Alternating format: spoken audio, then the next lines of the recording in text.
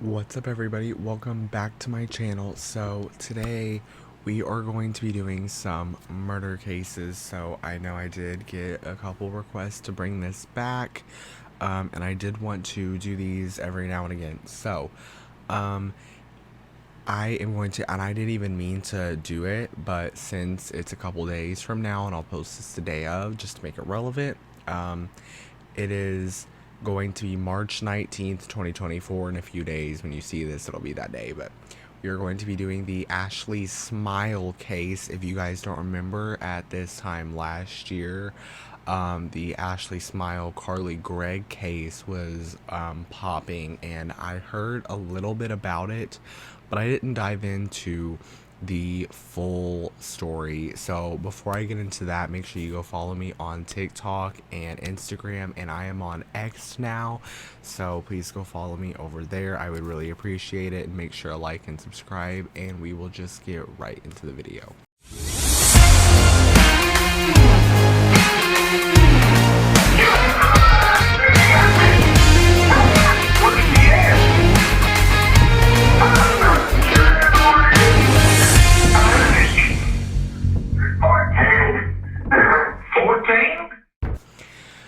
So in today's video, we are going to be talking about Ashley Smylie. So she was a mom. You know, she was a mom to Carly Gregg. She was 14 years old. And Carly was a sophomore in high school. And Carly gets involved with smoking pot, and she then gets these burner phones, and it gets to a point where one of her friends are worried about her, and she's high all the time, out of her mind, like she doesn't know. And one of her friends gets so worried about her, they decide to tell her mom, Ashley Smylie. So the friend is like, go distract Carly so that I can talk to her mom.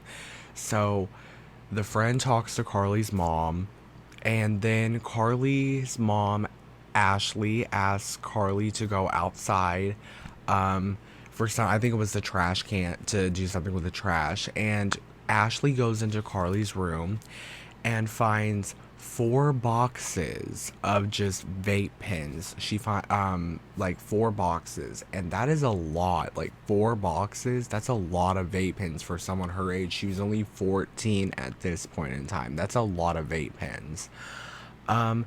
And while she's doing this, she goes back, and Carly comes inside, and I'm pretty sure she goes back outside and comes back in, and then Carly's mom goes back into Carly's room. Carly goes into Ashley's room, goes under her bed, grabs a .357 Magnum pistol. She goes and she's in front of the camera, and she puts it behind her back.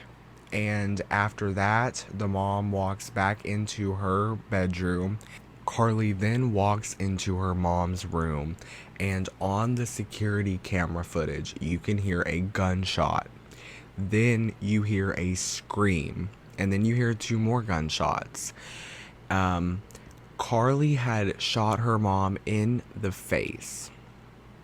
And I don't know if you guys have been following true crime for a while, to shoot if you are killing somebody, when you do it, there's a certain way to kill someone, and when it's something like the face, a shot to the face, multiple shots to the face, multiple shots anywhere, stab wounds, like if there's 40 or 50, that usually means that I hate you, I never want to see you again, you know.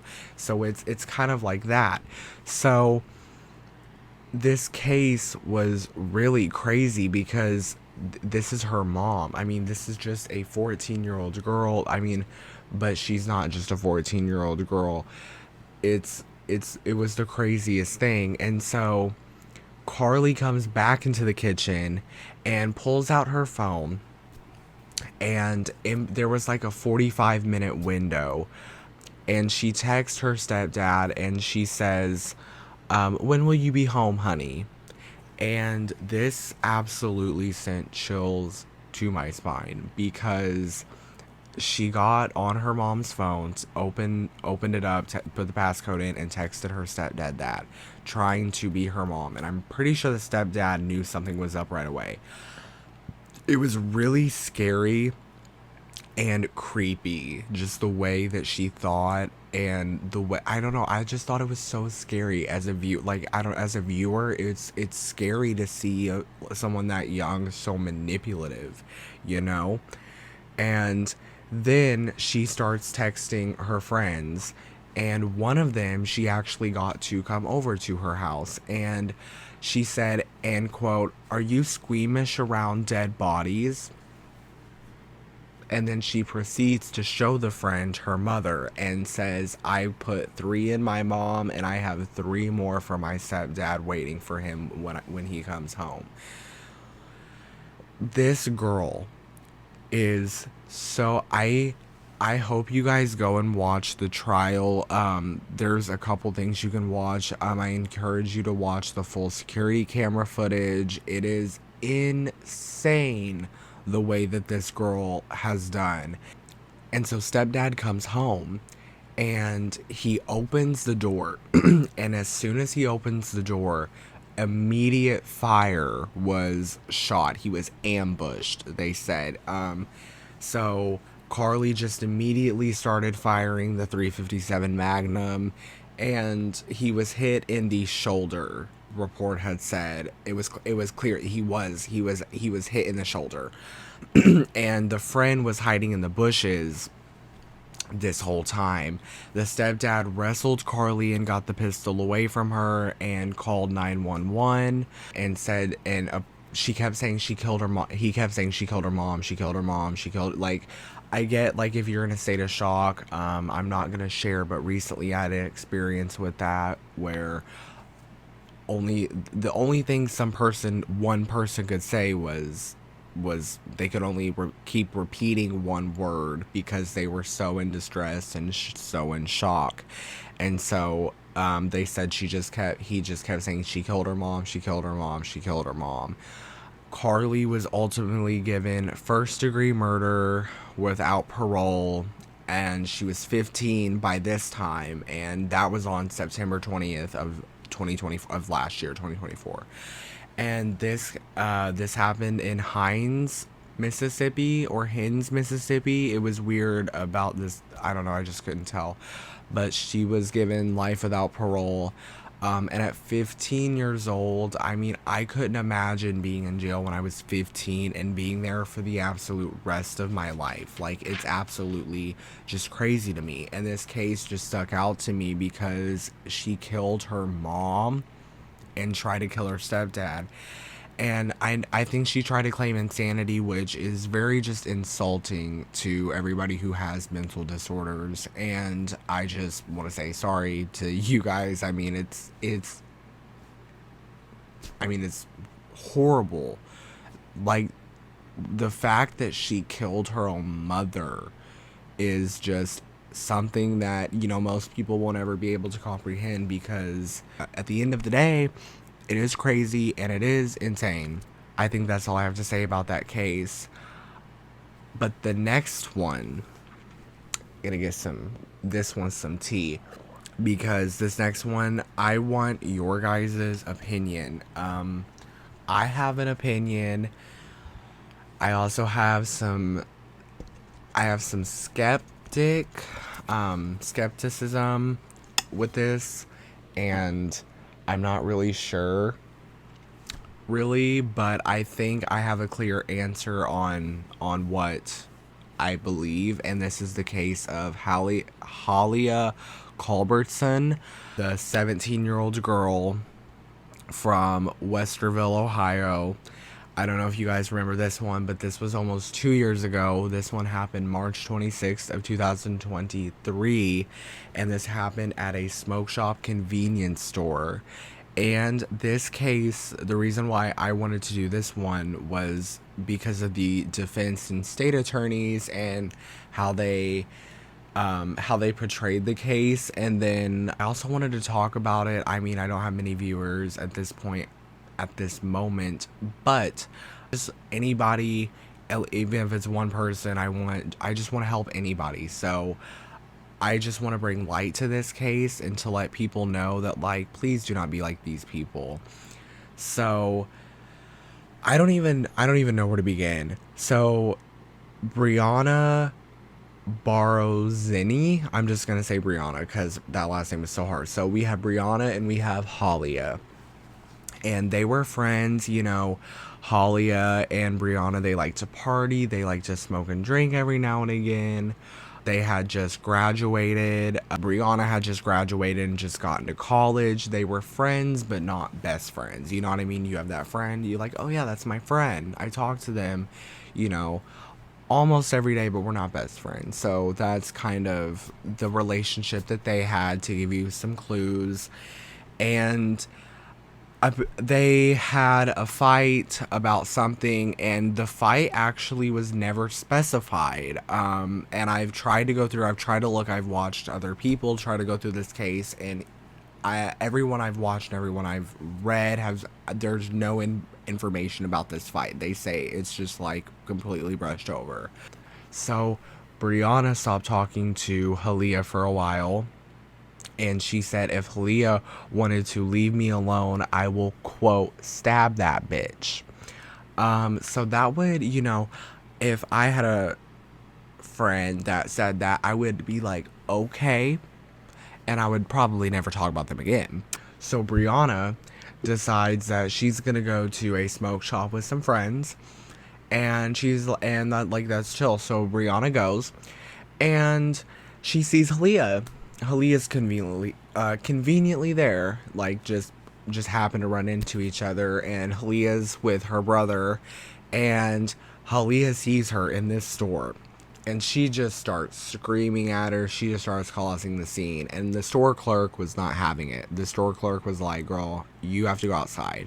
So he sends Halia outside, and he lets Bryanna resume her purchase. And Bryanna, I guess, I don't know if she bought something or not, but she comes outside, and Halia charges at Bryanna and starts screaming at her, cussing at her. There's a whole video of this, and it was crazy because Halia just was so up and the brother was recording, and he was like, well, if you put your hands on my sister, then I'm gonna have to get involved.